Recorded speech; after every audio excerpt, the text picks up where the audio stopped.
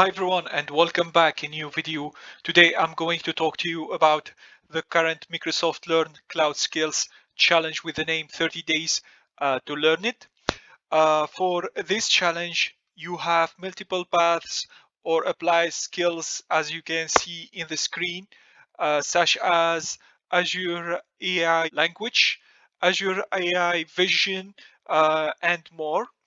This challenge can help you earn Microsoft credential in subjects like AI, DevOps, Microsoft 365, low code, IoT, data science, cloud development, and more. You have to complete all the content of the challenge within 30 days, and you may become eligible to get a 50% of voucher for a Microsoft certification exam.